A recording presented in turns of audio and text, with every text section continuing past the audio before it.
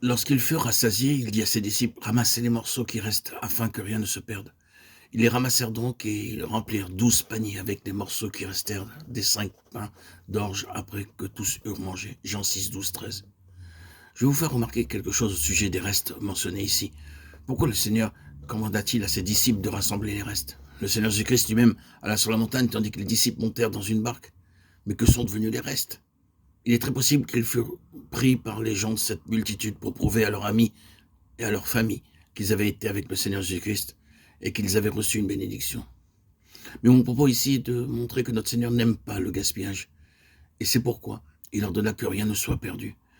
S'il a été si minutieux pour les restes laissés derrière eux, combien plus est-il soucieux de notre temps, de notre argent, de notre énergie? Lorsque nous regardons notre vie, nous devons admettre que beaucoup de notre temps est gaspillé, beaucoup de notre argent est mal dépensé, beaucoup de notre énergie est dissipée. Examinons-nous nous-mêmes. En commençant mon ministère, ma première pensée fut de savoir pourquoi la majorité des personnes qui avaient été saisies et avaient entendu l'appel étaient devenues rétrogrades. De qui était-ce la faute? Après tout, je n'étais qu'un évangéliste et je leur ai donné l'évangile, j'ai fait mon devoir. Je leur ai montré comment suivre la parole. Et pourtant, les gens, bien après un laps de temps, ont failli à leurs responsabilités. Et ils ont bien sûr à rendre des comptes à Dieu. Pendant quelque temps, j'ai laissé les autres continuer leur travail, bien que les gens fussent pitoyablement rétrogrades. Mais Dieu me montra bientôt qu'en tant qu'évangéliste, je n'étais pas seulement responsable de leur conversion, mais aussi de leur croissance. Ne sont-ils pas nos enfants? Et s'il en est ainsi, ne doit-il pas être préparé à les conduire? Malgré tout l'enseignement que nous avions donné, travaillant dur dans la prière et par les études bibliques, nous n'avons vu que peu de croissance. Il y avait beaucoup de pertes. Je dû reconnaître que je les avais abandonnés et que j'étais à blâmer. Ces gens étaient vraiment nés de nouveau et naturellement, ils s'attendaient à nous pour les guider, les porter, les suivre, les conduire. Nous avions la responsabilité de les conduire et de les amener à la maturité dans le plan de Dieu. J'ai vu cette vérité très clairement dans Éphésiens 4, 12 à 14. Pour le perfectionnement des saints, en vue de l'œuvre du ministère de l'édification du corps de Christ. Ainsi, nous ne serons plus des enfants flottants et emportés à tout vent de doctrine, par la tromperie des hommes, par les ruses, dans les moyens de séduction. Je vis que beaucoup de nouveaux convertis étaient trompés, soit par de fausses doctrines, soit par l'attrait du monde ou par des mariages qui les éloignaient de Dieu. Il n'en restait qu'un reste, que des restes de toute cette multitude qui avait été convertie. Mais selon ce passage des Écritures, il est du devoir des apôtres, des prophètes et des évangélistes et des docteurs de veiller à ce que les nouveaux convertis soient convenablement et avec soin amenés à la maturité.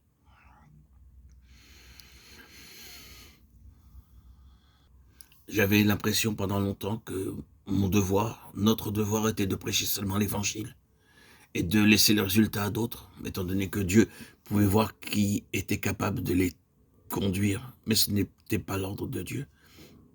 Et il y a beaucoup de gaspillage si nous ignorons l'ordre de Dieu. Regardons encore dans Éphésiens 4, 8 à 12. Car ces versets nous expliquent clairement que le fardeau de Dieu est la pleine expression de l'Église. Les 5 dons sont donnés par notre Seigneur pour l'Église et pas seulement pour un certain groupe. Et c'est notre privilège de demander ces dons. Comme nous demandons à Dieu de produire un réveil, nous devons lui demander aussi les bénédictions que sont les apôtres, les prophètes, les évangélistes, les pasteurs et les docteurs, qui, lorsqu'ils travaillent ensemble, établissent les croyants sur un puissant fondement. Ainsi, je commençais à comprendre que si nous ne voyons pas les dons se manifester parmi ceux qui étaient nés de nouveau, c'était alors de notre faute. Nous avons laissé livrer à eux-mêmes en croyant qu'ils allaient être conduits par leur désir qui n'allait pas s'émousser de suivre le chemin de Dieu. Regardons encore dans Éphésiens 4, 8 à 12, car ces versets nous expliquent clairement que le fardeau de Dieu est la pleine expression de l'Église.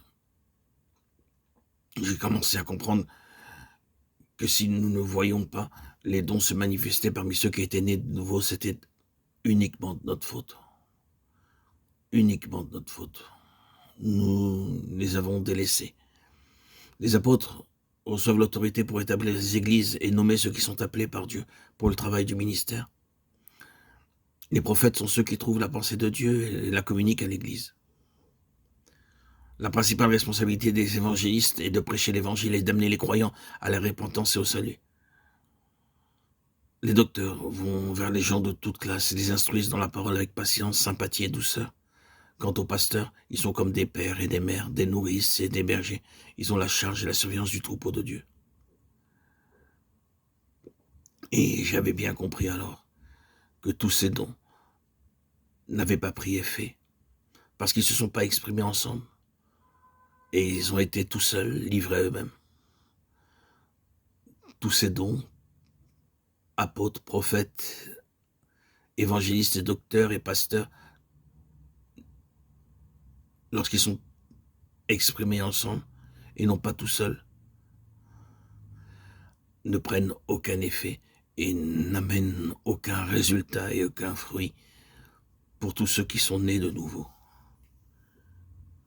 Nous avons donc l'obligation d'amener les gens à la maturité, de les conduire jusqu'à qu'ils puissent avoir de solides fondements